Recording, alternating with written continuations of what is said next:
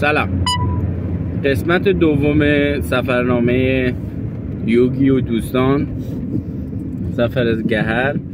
ساعت 9:24 است.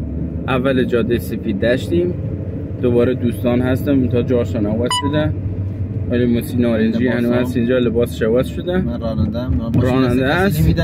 آی تصادف نکردیم بچه، افتادیم. هر کی دست بزنه فرمان بکشمش. آقا مصطفی بگو ماشینت چه داره؟ ماشینم 600 میلیون تومان بچه. ماشینش کروز داره، کروز و فرانسویه تیو 5.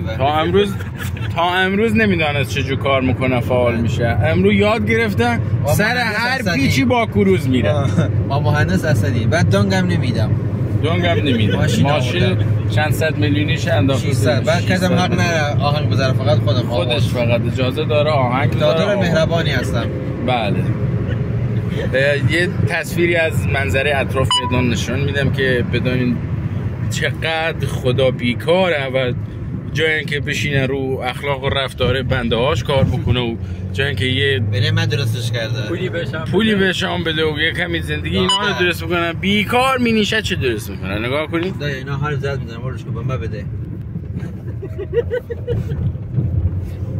اینا بیارم تفریح. طبیعتی به شدت بکر دوست داشتنی. حالا ادامه سفر دوباره براتون گزارش میگیرم، ویدیو میگیرم، پر میکنم که بدانین دنیا دستی. این جیکه هم میاد دیدی میکنم، مال برنامه خوب و عزیز دوست داشتنی نشان. شهردار لرستان چیزه مصطفی؟ خیلی کسی که همش را در بستر مردان میخواباند. آره.